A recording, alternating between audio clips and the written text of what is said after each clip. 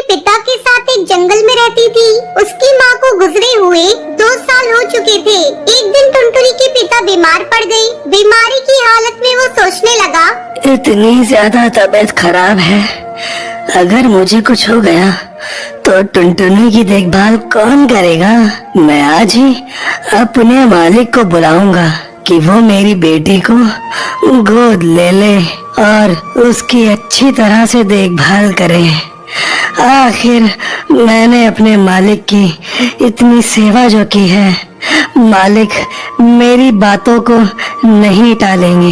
2 दिन से बीमारी के कारण टुनटुनी का पिता टुन्नू काम पर नहीं जा रहा था। तब उसका मालिक कहता है, अरे टुन्नू, क्या हुआ भाई तुम्हें? तुम 2 दिनों से काम पर नहीं आ रहे हो, इसलिए मैं तुम्हें आज देखने के लिए आया हूँ। सेठ जी, अच्छा किया जो आप आ गए।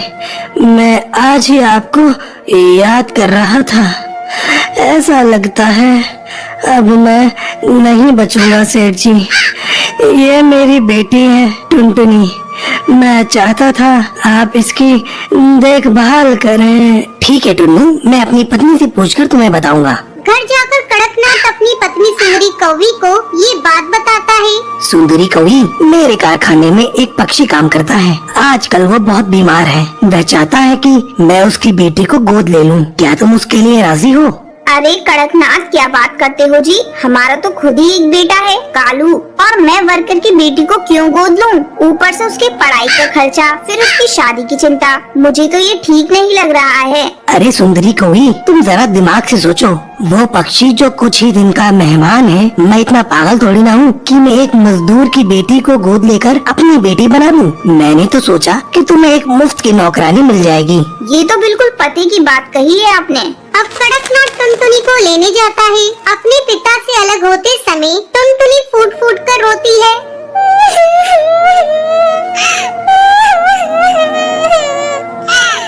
बाबा, मुझे अपने से अलग मत करो। मैं आपसे अलग होकर कैसे रहूंगी? बाबा, मैं आपको छोड़कर कहीं नहीं जाऊंगी। जा मेरे बच्चे, इसी में तेरी भलाई है। कड़कनाथ टुनटुनी को घर लाता है। घर आकर कड़कनाथ अपने काम में बिजी हो जाता है और सुंदरी कौवी टुनटुनी से मीठी मीठी बातें करने लगती है। टुनटुनी, तू कुछ खाएगी? नहीं माँ, मुझे भूख नहीं है। अरे सुन टुनटुनी, मैं तेरी कोई माँ नहीं हूँ। तू मुझे मेम साहब कहा कर। चल अब जा जाकर रसोई में सो जा। अगली सुबह सुंदरी कौवी टुनटुनी के पास जाती है। ए टुनटुनी, चल अब उठ। हमारे यहाँ इतनी देर तक कोई नहीं सोता।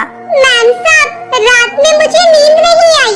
वो मुझे अकेले सोने की आदत नहीं है। तुझे तो अब सोना पड़ेगा। तू अकेले सोने की आदत डाल ले। चल अब झटपट उठकर मेरे साथ काम में हाथ बटा। टुनटुनी सुंदरी के साथ काम में हाथ बटाने लगती है। शाम को कड़कनाथ जब ऑफिस से आता है, टुनटुनी, मेरे लिए ठंडा पानी लेकर आओ। अभी लाती हूँ साहब। ये लीजिए साहब। कैसा पानी है? मैंने तुम्हें ठंडा पानी लाने को कहा था और तुमने नल का पानी लाकर मुझे दे दिया। सारा मूड खराब कर दिया। ये कहकर कड़कनाथ टुनटुनी को एक थप्पड़ लगा देता है। धीरे धीरे समय गुजरने लगता है। एक दिन कड़कनाथ को कारखाने में खबर मिलती है कि टुनटुनी के पिता की मौत हो गई। कड़कनाथ ये बात टुनटुनी को नहीं बताता। अब कड़कनाथ और उसकी पत्नी सुंदरी कौवी टुनटुनी पर पहले से भी ज्यादा अत्याचार करने लगते हैं। एक रात जब टुनटुनी सोई हुई थी, तब उसके सपने में उसके पिता आते हैं और उससे मिलने की इच्छा जाहिर करते हैं। बेटा, मैं तुमसे मिलना चाहता हूँ। काफी दिन तुझे देखे हुए हो गए।